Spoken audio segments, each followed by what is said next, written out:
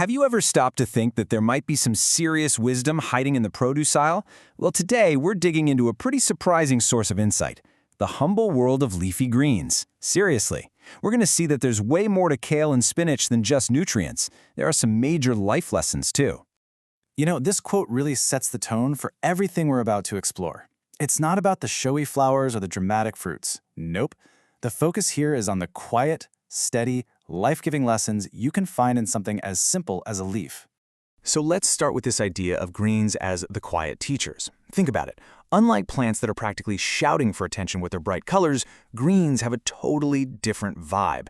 They teach through their consistent, life-giving nature. And this isn't a new idea, not by a long shot. This symbolism is ancient. Our source material even points to scriptural connections, like a verse from Revelation that says, "The leaves of the tree were for the healing of the nations." It just goes to show this deep, almost primal connection we have between leaves and health and being made whole. And this right here is the core parable. It's brilliant. Just think about what a leaf actually does.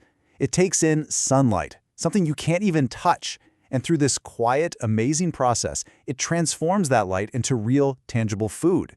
And the metaphor for our own lives is just so powerful. What we absorb from the light, from truth, from goodness, that's what we ultimately have to offer the world around us. Okay, but not all greens are the same, right? Our source material actually gives them these distinct personalities. It creates this fascinating family of greens, and each member has its very own lesson to teach. I love this breakdown. You've got kale, which, get this, actually gets sweeter after a frost. What a perfect picture of how trials can actually refine us.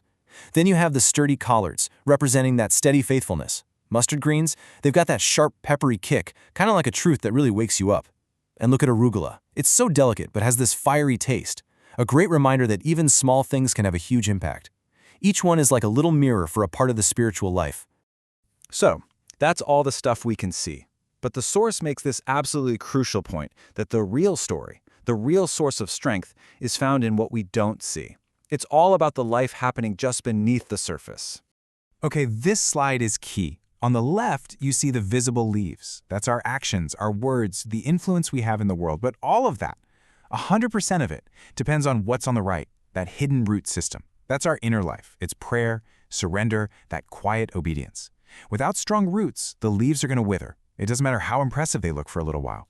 And this gets us to the idea of what it means to live a spiritually green life. It's not about a one-time thing.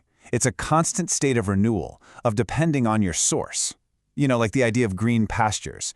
It's not just a place to take a nap. It's a place of continual nourishment that keeps you from becoming spiritually dry and brittle.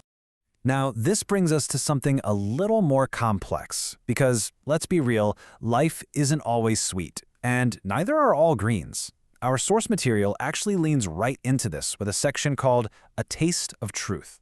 And it asks this very question. If these greens are so good for us, why do so many of them have this sharp, bitter taste? It's such a great question because it's a lot like a question we ask about life, isn't it? And here is the profound answer. In nutrition, those bitter compounds in greens are often the very things that make them so incredibly healthy. They're cleansing, they stimulate digestion, they strengthen the body. And the parallel is right there. Some spiritual experiences that taste bitter are actually instruments of healing. Just think about things like conviction or correction or discipline. They might not feel great in the moment, but just like the bitterness in those greens, they are absolutely essential for cleansing us and restoring us. The whole idea is that the bitterness isn't something to just get rid of, it's something to be redeemed. This idea of redemption and restoration flows perfectly into our next concept, which is the continual harvest. This is all about the unique way that greens provide for us.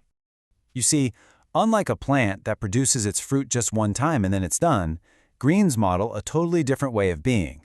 They grow low to the ground, they don't scream for attention, but they nourish deeply and they do it consistently. It's a powerful lesson in the value of faithfulness over just being flashy. And this cycle is just a brilliant picture of provision. You can go out and harvest some leaves from a kale plant for dinner tonight. And if that plant is healthy, it's just going to produce new leaves. You take what you need for today, and because it stays connected to its source, it keeps growing, providing fresh food for tomorrow. It's a living picture of a grace that just never runs out. So, how do we pull all of this together?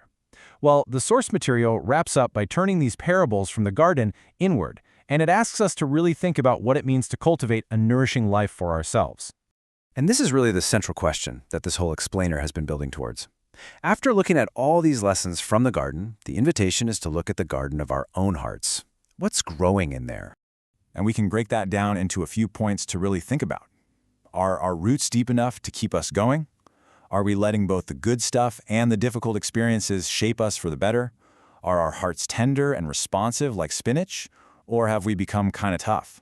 And maybe most important of all, are we putting ourselves in a position to receive the light? And that all leads to this final, powerful takeaway. The lesson of the leafy greens is just one of profound encouragement. It's a reminder that our value doesn't come from being the brightest flower in the garden.